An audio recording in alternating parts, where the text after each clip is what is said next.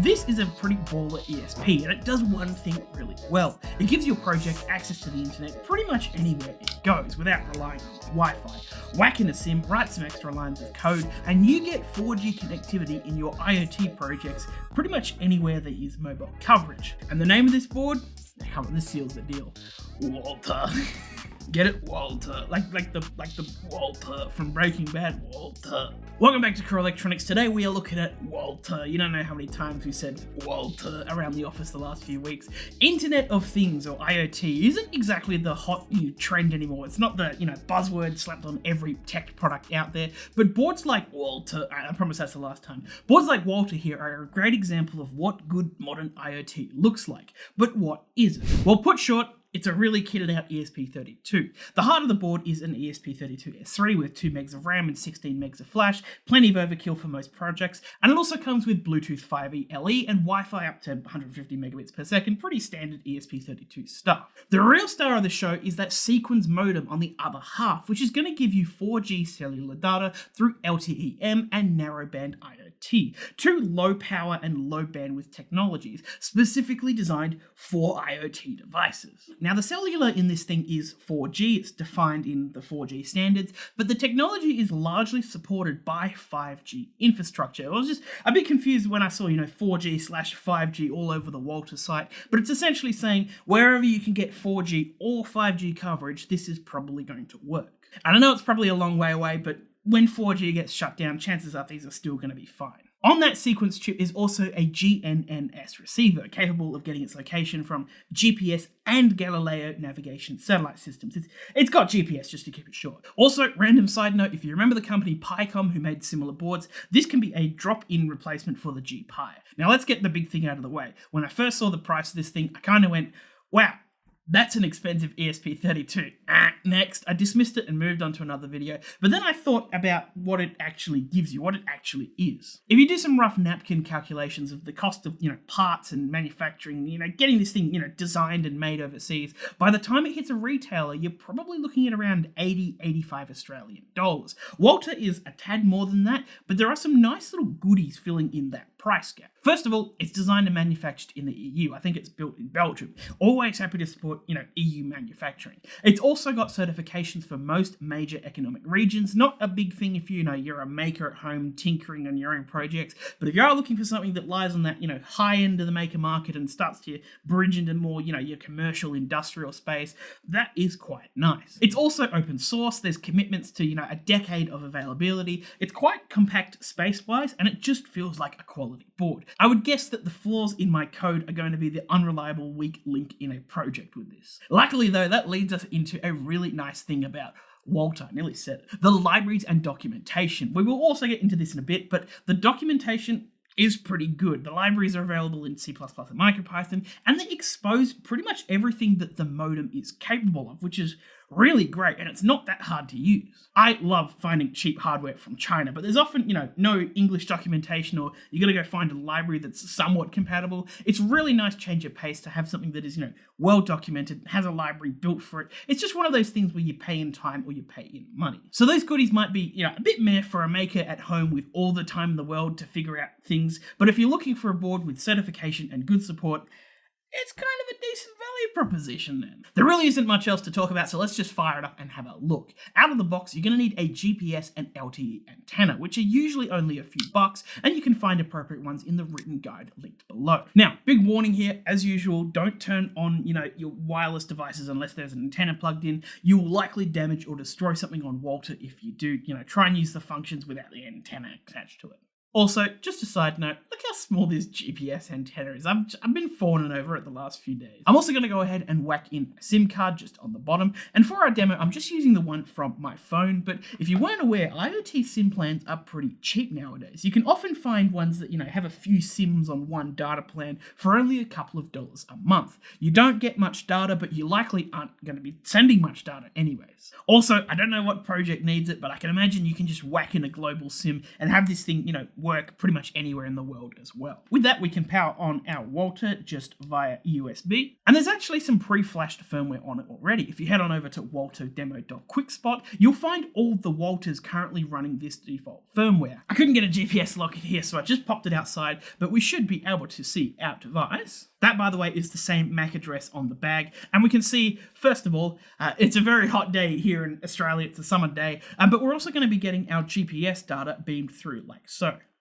I just went for a little lap around the block with Walter, and keep in mind, this is only a preloaded demo, but it is a little nice check that everything is working correctly. And I wouldn't worry that there's a big shadow government Walter tracking your every move and thought. This is just the behavior of the demo code, and the code is, just written to beam data to this website. I don't know, web address, I don't know, client app, something, one of those internet buzzwords. If you don't want to broadcast your location to this site, just don't put your SIM card in and flash something onto it first. Speaking of flashing, we're going to be using Thonny for our demos with MicroPython, but they do have documentation for C++ and other development environments, so go and chase that, if you want to use your preferred thing. Installing MicroPython is exactly the same as, pretty much any other ESP32. Just ensure you select the S3 variant and the generic version of MicroPython. And installing the libraries is pretty much exactly the same as, usual as well. You can just head on over to their GitHub, download the libraries, and then upload them to your libraries folder. I don't know why, but I was expecting some, maybe crazy custom firmware here, but it's nice that it's just a regular MicroPython installation with some libraries on top. And with that, Walter is ready to go and do whatever you want in your project. Write your code as you normally would, then go through and browse the library documentation to get the wireless and GPS portions of your project going. We are, of course, though, going to fire up some demo codes we've written, and we've just built them off, the documentation and other demo codes from the developers. And as always, you can find these in the written guide linked below. Now, just a little warning here before we get any deeper. Using Walter is not beginner friendly. I wouldn't call this a beginner project. The commands to actually use the library, not too hard, maybe expect a little bit of a learning curve, but writing good reliable code with it that is fault proof gets a little bit tricky. You're almost certainly going to have to use, asyncio, you're going to have to use lots of awaits here, you're going to have a whole bunch of, error handling with try and accepts. These are not, very beginner friendly concepts. And because you're using asyncio, the code, really is scattered all over the place. Because of that, we would put this at sort of maybe an intermediate skill level. You could cheese it with ChatGPT, and if you post in our demo codes, it'll tell ChatGPT what it needs to know and all the gotchas of using the libraries, but it's just a great little board to learn how to interact with cellular networks, so give it a go, 2022 style, and write it by hand. In the written guide, we'll also have a breakdown of this code chunk by chunk if you do want to learn what is going on under the hood and how this all works as well. So this first demo code is just going to connect to the internet over LTE, the easier network to use, and it gets the time from a network, and then it's just going to query a site. So let's give that a run, and it's going to go through and do its things.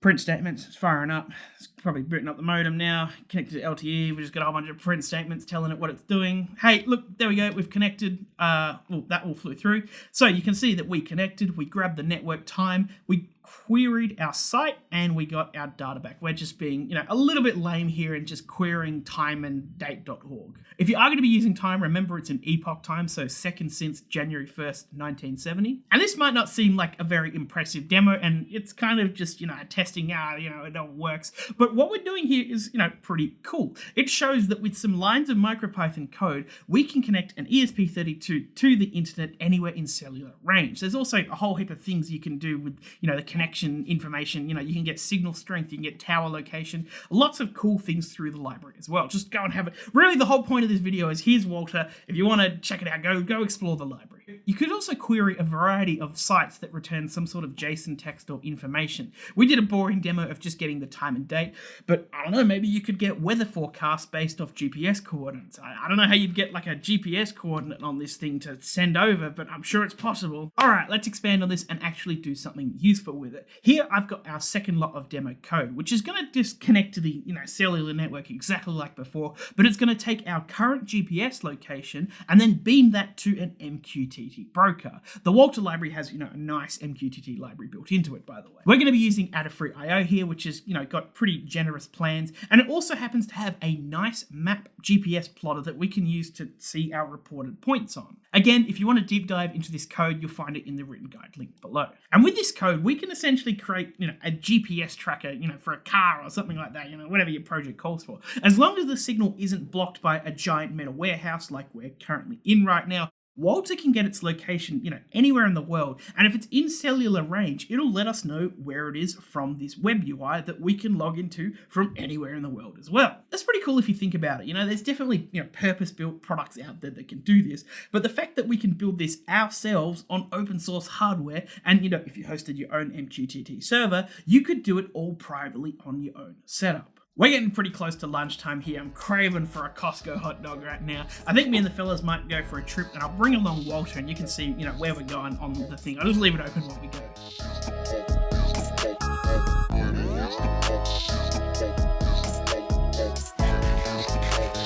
I probably shouldn't have had a Costco hot dog between shoots. I'm going to be a little bit low energy right now. But as you can see on the map, we are pretty darn close to a Costco, which is really great, but it's also a curse. Again, this is a simple example, and it's pretty straightforward. It's just, sending GPS location to an MQTT broker.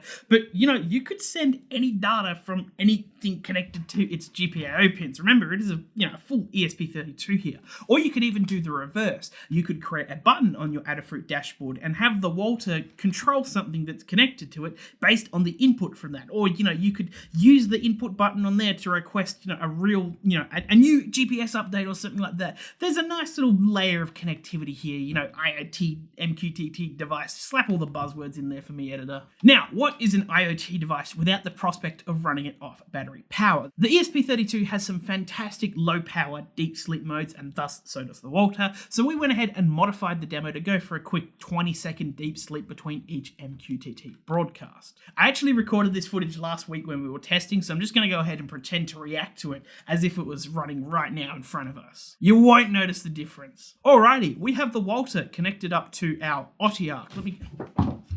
Connected up to our OTIARC. This is our super accurate power consumption device.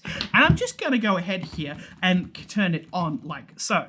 We can see our ESP32 is initializing. And then look at that power spike when we connect to cellular. As you can see, it looks to be about 80 milliamps when we're trying to do things with cellular. And now it's trying to get a GPS lock, and it's sitting at about 60 milliamps. There is no hope of getting a GPS lock in here, so it'll do about another 2 minutes of this before it times out, and then it's just going to report, 00 location. And now that we're at the end of this, it's timed out looking for a GPS lock. And we can see our spike again as it reconnects to our cellular, sends the message, and then, wow, look at that deep sleep, low power mode.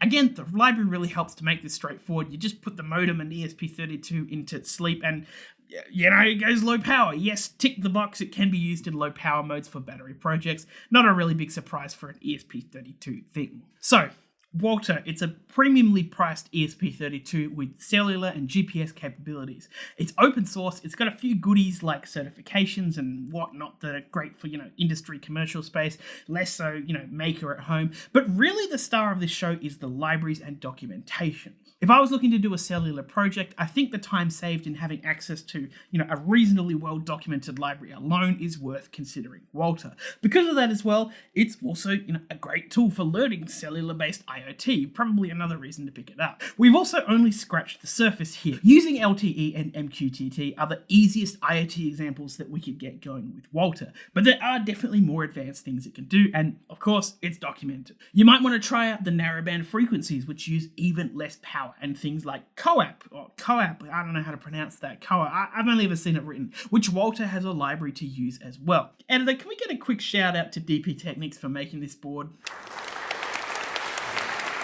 Well, that about wraps us up here. Again, if you want to follow along with any of the examples we looked at here, there's the code and the breakdown of the code in the written guide link below, as well as extra information about how to use Walter and get all the demos that we looked at going on your own Walter.